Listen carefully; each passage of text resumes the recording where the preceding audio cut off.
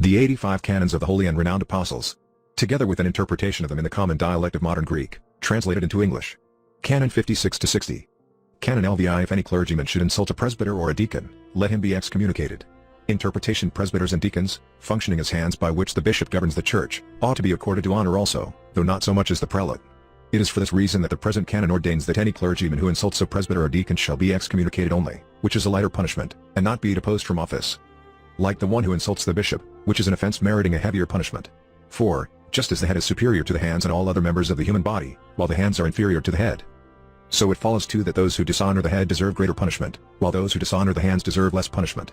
Canon 57. If any clergyman jeers, fleers, or flouts, or contumeliously or scurrilously or derisively or mockingly scoffs or sneers at anyone who is lame or maimed, or who is deaf, or who is blind, or who is a cripple, let him be excommunicated. The same rule applies also to a layman. Interpretation. Those who have members of their body crippled or maimed ought indeed to expect and receive merciful treatment, to be helped and to be led by those who have healthy and sound members, in fact, and not to be laughed at and mocked. Hence the present canon ordains that if any clergyman mocks a layman, or a deaf man, or a blind man, or a cripple, i.e., one whose legs or feet have been injured or maimed so as to be incapable of efficient use, let him be excommunicated. Likewise, if any layman do such a thing, let him be excommunicated. For is not the punishment and chastisement enough which God gives them, by judgments whereof he alone has knowledge? And for that reason, in addition to such chastisement, must men take God's judgment into their own hands and inflict extra punishment on those unfortunates with their mockery and derision? Oh, what great lack of fear of God, and what madness!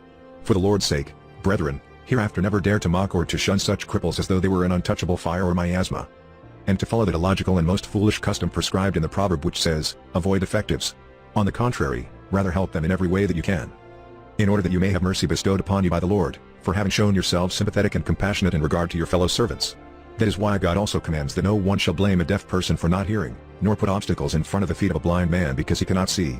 Thou shalt not speak bad things about one who is deaf, and in front of one who is blind thou shalt not set a stumbling block, and thou shalt fear the Lord thy God. Lev.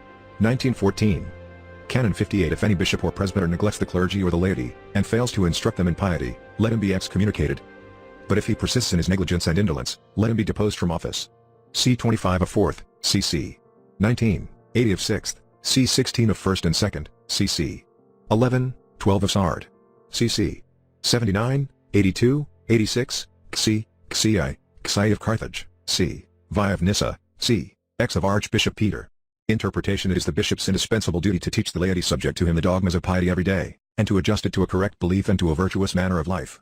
For God says through the prophet Ezekiel, to the leaders of peoples, Son of man, I have made thee a watchman over the house of Israel, and over the house of Judah.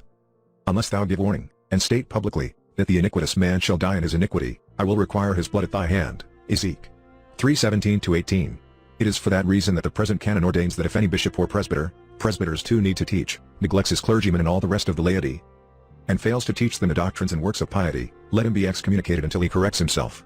If, however, he persists in his negligence and indolence, let him be deposed as unworthy of the episcopate or presbytery, as the case may be. 2. Concord. It is furthermore notable that even the 6th in its c. 19 ordains that while the leaders of peoples ought to teach their clergy and laity every day, yet they ought to do so especially and thoroughly on Sundays, by reading from the Holy Scriptures the thoughts of truth, just as they are interpreted by the fathers and God-bearing teachers of the Church. Canon Xi of Carthage says that if a bishop paying no attention to heretics in his province is reminded of this fact by neighboring bishops, and after 6 months he has taken no measures to correct the situation, those regions are to be turned over to another bishop who can convert them. If, on the other hand, the neglectful bishop has stated falsely that those heretics have joined the Catholic Church, and that on this account he paid no attention to them, such bishop shall lose his episcopate, according to c. Xi of the same c. Again, c. 79 of the same c.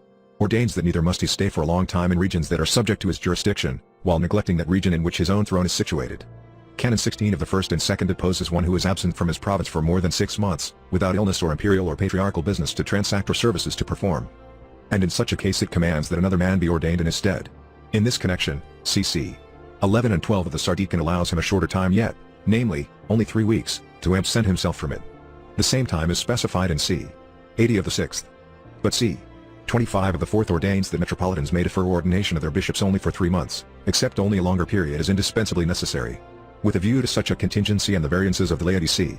82 of Carthage allows a year for the installation of a bishop in a vacant province, but not more. Again, its c. 86 is averse to having provinces left for a long time without the services of a bishop of their own. Even c. X of Archbishop Peter deposes those who leave the flock of the Lord, but go of their own accord to martyrdom, and who have first denied, but have later confessed the faith. So great is the obligation and indispensable the service which prelates owe to the laity entrusted to their care. Hence even though there be nothing else to restrain them from neglecting their duty, yet, unless they are drunk, let them be incited to do their duty by the name of bishop which they bear and which signifies guarding and keeping a watch. Being on guard, they ought to keep awake and keep their eyes open and see what is going on, and not to neglect matters and become sleepy. For it was on this account, indeed, that the sacred synthronus has been established and located in the vicinity of the sacrificial altar, in order that, by ascending upon it and sitting in it, the bishop may look down from above and oversee, as from a lofty coign of vantage, the laity subject to him and beneath him, and can oversee it more accurately. While the presbyters standing beside him or sitting next to him are hence incited and stimulated to supervise things themselves and to offer the laity preparative instruction and guidance, as co-workers allotted to the bishop, as Zonaras says. The same conception is afforded by the bishop's throne which stands in the church, being higher than other seats, and on this account called the highest watchtower, and sacred pinnacle of the throne. According to Deacon Ignatius, in his life of Patriarch Nicephorus, if, on the other hand, the bishop and the presbyters are ignorant and have no ability to teach, they ought, to be consistent, to invite teachers and preachers to come in from other regions, allowing them enough to live on and paying them a suitable remuneration. 2 They ought further to establish schools in their parishes, and by means of them to defray the cost of teaching which they owe to the people. Otherwise the authority of the canons must prevail at all times. Canon 6 If any bishop or presbyter fails to supply necessities when any of the clergy is in want, let him be excommunicated. If he persists, let him be deposed, as having murdered his brother. App. cc. 4. Zli. Interpretation. The property and revenue of the churches are called resources, because they are the sources from which necessities are distributed to the poverty-stricken. And if the officials of the churches ought to distribute them to the needy and those in want in any other cases, how much more ought they not to distribute them to the clergymen dependent upon them who are indigent and in want? That is the reason why the present canon ordains that if any bishop or presbyter fails to supply the necessities of life from the resources of the bishopric or parish, for even the parishes of presbyters had a revenue, concerning which see the footnote to c. 4 of the 4th, to any clergyman of that bishopric or of that parish that is in want, let him be excommunicated until such time as he starts giving a supply. If, however, he persists in his pitilessness, let him be deposed entirely, for, so far lay within his will, he became the murderer of his brother. For, of course, anyone who lacks the necessities of life must die, while one who has them and refuses to give to one who lacks them and is in danger, is indisputable a slayer of this person. If, however, the latter did not really die, divine providence having provided for him through other friends of the poor, the one who had and would not give is judged to be a murderer because of his pitilessness and cruelty. Read also Amp. C4, and further 45, which ordains that the bishop ought to supply the needs both of himself and of any brethren who happen to be his guests, from the property and revenue of the churches. But if he ought to supply the needs of his guests, how much ought not he to supply those of the clergymen who were subject to him? Canon X If anyone reads to the public in churches the books of impious writers bearing false inscriptions and purporting to be holy, to the injury of laity and clergy, let him be deposed. cc. 2 and 63 of the 6th, c9 of the 7th, c. Lee of Laodicea. Interpretation of existing books. Some, written by heretics or other impious men, have been falsely ascribed to saints in their title page or cover, with a view to deceiving and misleading the more simple-minded. Examples of such books are the so-called Gospel according to St. Thomas, which was written by Miniches but ascribed to the Apostle Thomas by name. The so-called Revelations of Abraham, of Isaac, of Jacob, and of the Theotokes, i.e., Virgin Mary, the babblements of Chrysomales, which the heretic Pamphilus inscribed as theological verses. And countless other such works, mention of which is made by St. Meletius the Confessor in blank verse in what he entitled the Alphabet of Alphabets. Other books which were orthodox and pious, and written by orthodox Christians and saints, were adulterated by heretics later, just as the injunctions of the apostles through Clemens were adulterated by cacodoxical miscreants. On which account they were rejected too, as asserted by the Sixth Ecumenical Council in its second canon.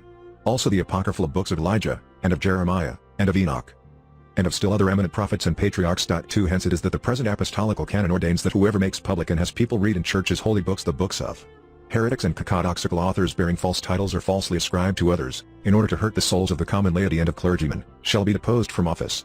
For such books ought to be condemned, or at least to be hidden away from sight, and not to be read in church. Concord. Wherefore the Sixth Council in its c.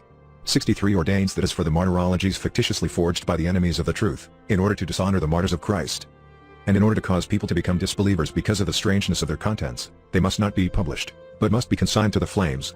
But also as regarding those who accept them as true, they are to be anathematized. So those are not doing right who read in church the tale ascribed to James the brother of God at the feast of the birthday of the Theotokes. For one thing, because it contains a lot of strange things which no other father of our church mentions. Such as that especially which it says to the effect that Joseph the husband to be brought a midwife to assist in that awful and snow-white birth of our Lord out of the Virgin which surpasses the human intellect, and for another thing, because the said St. Meletius classes this tale too among the spurious and falsely entitled books of heretics. Canon 9 of the 7th deposes clergymen, and excommunicates laymen and monks who conceal and fail to reveal false writings that are against the holy icons, in order that they may not become publicly known. but be put along with the other books of heretics in the library of